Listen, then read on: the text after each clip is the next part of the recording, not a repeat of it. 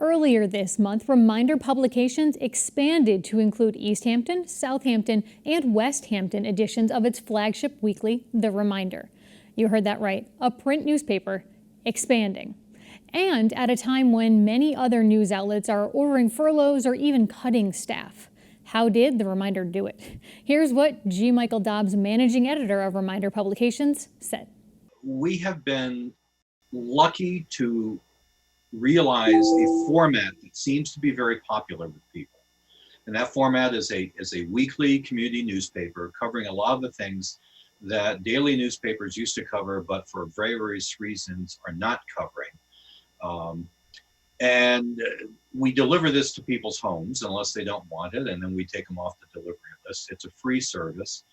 And advertisers like that because we can guarantee a certain level of market penetration that a lot of times other media may not be able to guarantee. So as it turns out, this format of the way we do things seems to work, and knock wood here, it's working well enough that we feel confident that we can actually expand during a pandemic. In looking at the coverage areas you expanded into, Easthampton, Southampton, Westhampton, Mayor Nicole LaChapelle pointed out to Mrs. Fransky that she was very grateful to see the continuous extended coverage by a dedicated news outlet. You know, we dip into Easthampton, others dip into Easthampton, but as she pointed out, there's really no one there covering it consistently. Was that the attraction to that community and the other two communities for you? We honestly believed, looking at the media landscape in our area, that Easthampton was underserved. Easthampton is a very interesting community. It's interesting because it is a community that feels that kind of renewal that people associate with Northampton. Easthampton has a lot of industrial buildings that entrepreneurs have now redone for a wide variety of businesses and enterprises. We find it an interesting place. And like I said, it's been underserved. The problem today with all news media is what do you cover and how do you cover it? I don't have to tell you that. You know, everybody has to pick whatever stories they think are the best, whatever stories they think have got the most impact. And when you go into a town the size of Easthampton, you realize that there would be some media outlets who would try to do the bigger stories, but what the school committee is doing or what the city council is doing or what businesses are popping up on Cottage Street or what is going on at sort of a ground level may be missed. And what we try to do is to get those kinds of stories.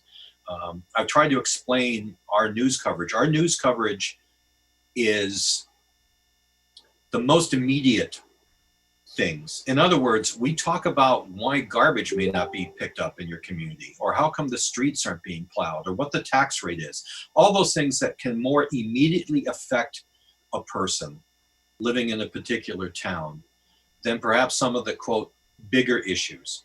So we went to Easthampton because we think that there's a need there, and we were gratified in our conversations with Mayor LaChapelle that she agreed that there is a need for a consistent community newspaper approach there. And if you look at the sort of historic arc of newspapers way back when I started in newspapers, I was lucky enough to work at what was then considered an evening paper, or coming off of being an evening paper, the North Adams Transcript. You had the morning paper and then the evening paper and a ton of weekly publications such as your entity, but in northern Berkshire County, it was the Advocate. The Advocate's now gone. The Transcript is now gone. The Eagle is still there under new local ownership. But there's just so much change. Do you feel like now your weekly is almost filling the role of that evening paper, really getting into those more hyper-local granular issues that you just pointed to? Well, yes, that's our news approach. That's our niche. That's where we are. There's been so many. The newspaper industry has been absolutely spectacular in describing its own death. Commercial radio is having a lot of problems. Commercial TV has a lot of problems. They don't like to talk about it.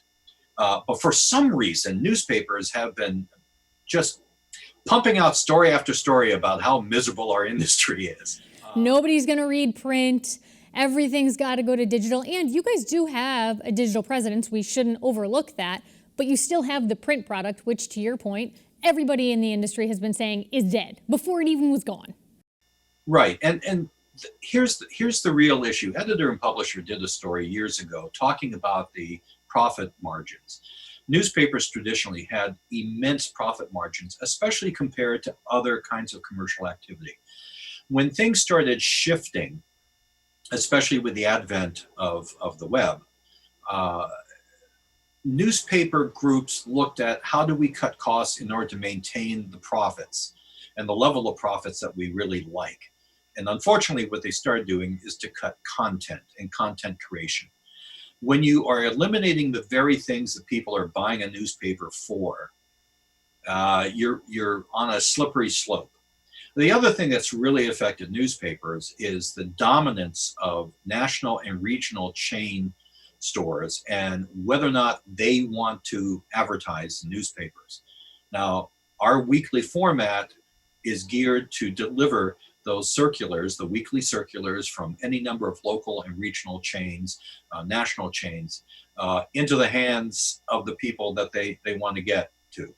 So our format capitalizes on that strength, on that ability to deliver that kind of advertising, besides run-of-the-press advertising from local businesses. The bottom line is that there are chains that will never advertise locally in any medium. All you have to do is to drive up and down any shopping strip in any of our larger communities, and you can identify stores that do not ever advertise locally. These stores have displaced those that used to advertise locally. And that's a problem that a lot of people don't want to talk about. Years ago, there was a PR person who called me who said, Golden Corral is opening off of Boston Road in Springfield. Don't you want to cover that? And I said, are you guys ever going to advertise with us? And they said, no. I said, okay, so your restaurant is going to try to put other restaurants that are locally owned by people who do advertise locally out of business. You understand that. So why would I give any attention to the opening of a Golden Corral? And I've had this conversation several times with other national chains. They call us up, they want us to publicize them. And the bottom line is, I'm not going to, because it really deteriorates the advertising base that we have, and that's what's paying the bills. Which then supports, to your point, some of those smaller local businesses. And also then, how do you, knowing that you want to have local businesses advertising in your publication, but you then also might be covering them in a way that is viewed through a critical lens or a critical eye, how do you balance that? Well, that's always tough. And I can tell you from experience that, there will be people who say to us, you should do a story about our business because we've done X, Y, and Z. And to me, a business story is it new? Is it local? Is a business expanding? Is it adding jobs? Because the bottom line to me is always going to be, what is the local impact of any business? And if it's a positive impact, such as a new branch or more employees or a new product line, that's a story. What isn't a story, of course, is something that's a little bit more shameless promotion. And we do have to balance that. In terms of balancing, you do have the print product, you're very committed to the print product, but you do also have the website. How do you balance that, knowing that you're committed to print, but also online is where many other readers go who might not be interested in the print product? Well, there is a race right now, and I know that you see this and you feel this. There is a race right now among media outlets who's going to be first, and they use their websites to try to accomplish that goal.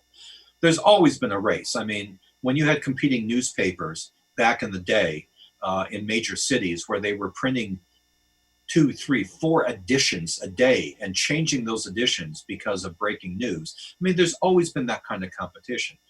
Right now, you have several news outlets that are trying to beat each other to getting a story first in our market.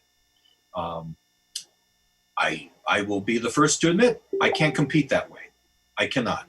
I do not have a large enough staff that could go out, report a story, write it up, have it proofed, have it copy edited, make sure we have illustrations or graphics for it, and put it up on the web, and then trumpet that on our Facebook page. I simply don't have the staff. So we put everything up. Every byline that we do goes up onto our website, and people do read it that way, and that's great. Would I like to have a dedicated web staff that would be doing just that? Sure. So my boss, Fran Smith, who's our general manager, is well aware of us trying to expand in that way. But right now, it's the print product that's attracting the advertisers. They like the print product. And certainly, while we're going to maintain our website and try to improve it, the focus is going to be on that hard copy, old-fashioned, here is something to hold and read kind of thing that we do. You've said, and we touched on it earlier, that newspapers do a great job of writing their own obituary. I'm going to give you an opportunity here. Write the headline that you think should be on attached to this print industry. I would say that a headline is supposed to reflect a story, and I would say that the story is there's life in the old newspaper yet. We're not dead. It's like that great scene in Monty Python and the Holy Grail where the guy comes out and he says, "I'm not dead yet. I'm not dead yet." And that's what I like to say to people. We are not dead yet, and in fact, we're doing something that seems to appeal to both readers and advertisers. So we're going to keep doing it, and we're going to keep expanding.